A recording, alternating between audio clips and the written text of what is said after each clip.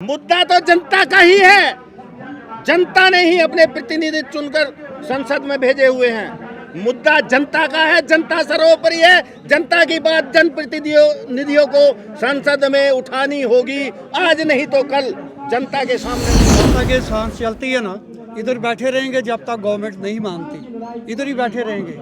अगर इतनी हमने कुर्बानी देश के लिए किया है 30 साल 32 साल, तो क्या जो नहीं है कि इसकी एक भी आवाज माना जाए। हर रोज आवाज जाती है, लेकिन जिस दिन वो आवाज बम बन के उनके पास में पहुंचेगी तो उनको यहाँ ऐसा नहीं है। उन्होंने जो किया इधर बैठे हुए हैं, हम उनको बिल्कुल अनुभव नहीं करेंगे। सरकार से भी बेनती है, अगर वो मजबूर हो गए या गलतियों से कम पढ़े लिखे लोग हो गए, अपने मुंह से ऐसी बात निकालें, क्योंकि होता रहा होगा। हमारा उससे लेना देना नहीं। हमारा मतलब आपको बहुत कुछ मिले। भारत माता की जय, भारत माता की जय, जय जवान जय किसान, जय जवान जय किसान, जय जवान जय किसान, वंदे मातरम, वंदे मातरम, वंदे मातरम। धरने का आज 28वां दिन है। कहां तक आंदोलन पहुंचा और क्या कोई खुशखबरी है? 28वां दिन है, लेकिन ये है ना, फौजी अंग्रेजी में अगर 28वां दिन बोला जाए ना, वो एक सज़ा का दिन भी है कि फलाना छुट्टी से लेट आ गया, 28 दिन उसको अंदर होगा। तो हम भी 28वें दिन के अंदर हैं। अंदर तो कोई मिलने आता नहीं है। 28वें दिन के बाद में जब बाहर जाएंगे तो हो सकता है कोई मिलने के लिए आ जाए। अभी तक कोई नहीं आया। लोग ये कहते हैं साहब कि 28 दिन का प्लान होता है, प्री प्लान होता है। जितने मोबाइल होते हैं 28 दिन का पैक होता है। क्या 28 दिन के बाद खत्म हो जाएगा कि बढ़ेगा, या मोबाइल के पैक की तरह आंदोलन खत्म हो जाएगा? ये भी एयरटेल की तरह बढ़ जाएगा या जियो की तरह बढ़ जाएगा। उसका भी 3 महीने फ्री में कर देंगे, तो ये पता नहीं कितने महीने फ्री में होगा। तो आपने 3 महीने का रिचार्ज कराया है? 3 महीने का है, साल भर का है कि 28 दिन का रिचार्ज है?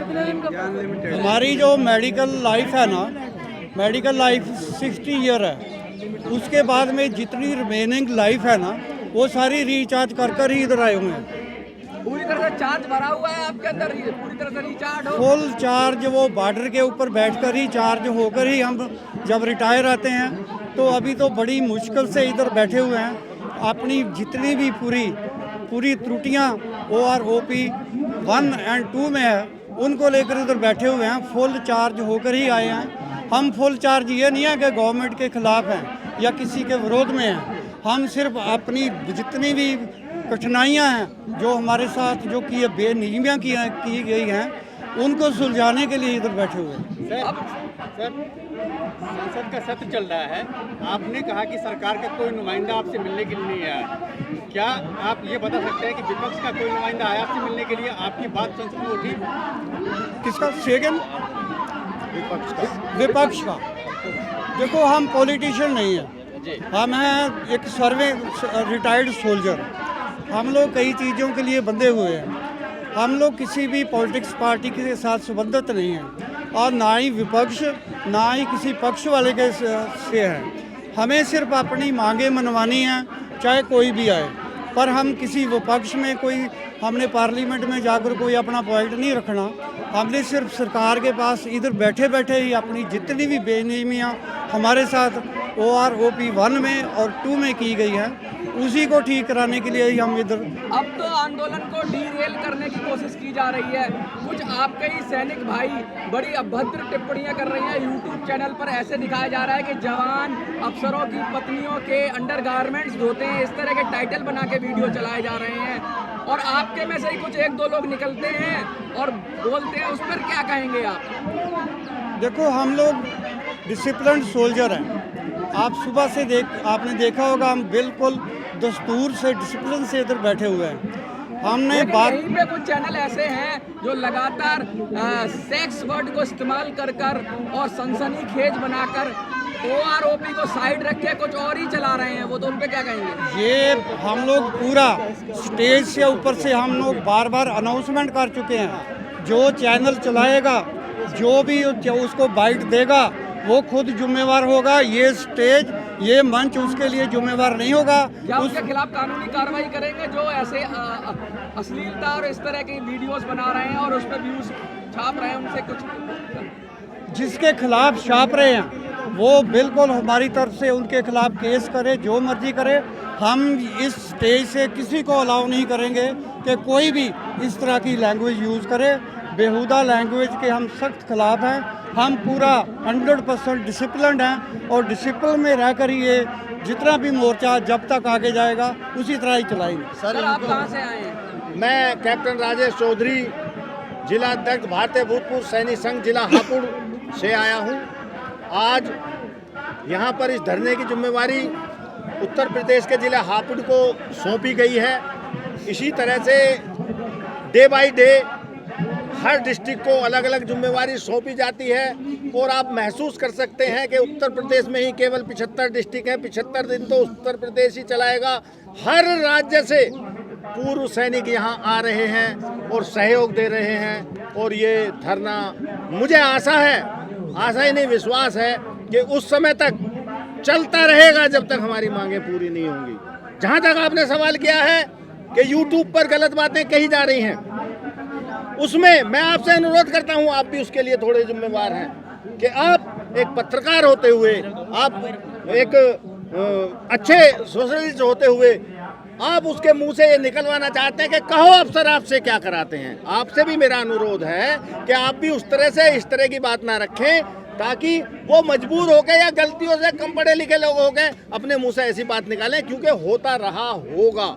हमारा उससे लेना देना नहीं। हमारा मतलब आपको बहुत कुछ मिले, सबको मिले, अधिकारियों को मिले, हमारा भी हमें मिले। हमारी लड़ाई इस बात को लेकर है।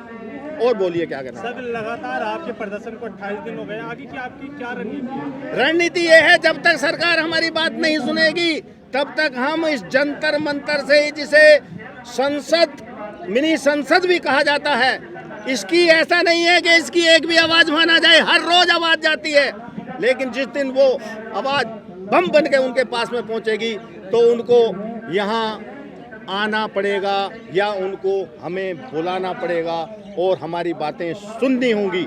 ये इसीलिए जगह नियुक्त की गई है कि अपनी बातें रखें, सरकार तक पहुंचाएं और सरकार तक वो बात पहुंचती है। संसद में सांसद मुद्दा उठाते हैं, ये जो मिनी संसद कह रहे हो आप, जंतर मंतर को मिनी संसद कह रहे हो, इस पर जनता मुद्दे उठाती है, तो किसका मुद्दा ज्यादा रेलेवेंट लगता है आपको? मुद्दा तो जनता का ही है।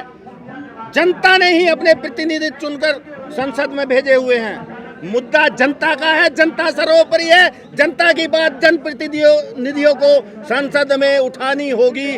आज नहीं तो कल जनता के सामने उन्हें जवाब देना होगा और हमारी बातें मांगनी होंगी। आप कहाँ से आए हैं सर? मैं थोड़ा तेज बोलिए। सोसाइटी रन करते हैं, all India ex serviceman development council all India level पर है। मैं उसका भूतपूर्व अध्यक्ष हूँ। आज हमारे अध्यक्ष अशोक जी हैं रेवाड़ी के, वो नहीं आए तो उनकी जगह मैं आया हूँ। तो वैसे भी मैं 4-5 बार यहाँ आ चुका हूँ, आता रहता हूँ हफ्ते में कम से कम 2 बार अपना इनको सहयोग देने के लिए। मेरा कहना तो अब 2 ही चीज़ है, एक तो भेदभाव कम हो, भेदभाव कम हो, भेदभाव कम हो। हमारा बराबर का रेशियो में अनुपातिक हम 97% हैं, भूतपूर्व सैनिक जो सोल्जर लेवल के हैं, अफसर लोग केवल 3% हैं। हमारा परसेंटेशन सरकार के पास भी अनुपातिक होना चाहिए।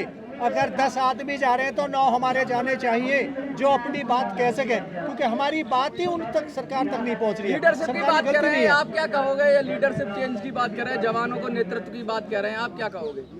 नहीं, नेतृत्व जवानों के पास, अभी नेतृत्व जवानों के पास ही है, प्रजेंटेशन जो ही कर रहे हैं। हम उनको इन्वॉल्व नहीं कर रहे। हमने तो पहले ही सबसे पहले बोला है कि जो बेनियमियां की गई हैं वो तो उनकी वजह से ही हुई हैं। प्रेजेंटेशन तो वही गवर्नमेंट को करते हैं और वो हमारे को साथ में लेकर नहीं गए। सुखबीर जी ठीक बोल रहे हैं, हमारे को साथ में नहीं लेकर गए। अगर नेतृत्व करना है, 97% है, वो 3% है, तो 9% हमारा लेकर जाए, 1% वो जाएं। पर ऐसा नहीं है, ऐसा नहीं है। उन्होंने जो किया, इधर बैठे हुए हैं, हम उनको बिल्कुल इन्वॉल्व नहीं करेंगे। सरकार से भी बेनती है, अगर हमें कोई टेबल टॉक के लिए बुलाती है। अब कब तक विनती करते रहोगे? रण कब करोगे? विनती करते करते 28 दिन बीत गए। अब सुबह भोर का उजाला कब आएगा? कब सूरज निकलेगा? सूरज निकलता रहेगा जब तक ये सांस चलती है ना। इधर बैठे रहेंगे जब तक गवर्नमेंट नहीं मानती। इधर ही बैठे रहेंगे। अगर इतनी हमने कुर्बानी देश के लिए किया है 30-30 साल 32-32 साल, तो क्या जो बाकी जो एज रह रही है पता नहीं कितनी है, वो कितनी करते ही रहेंगे।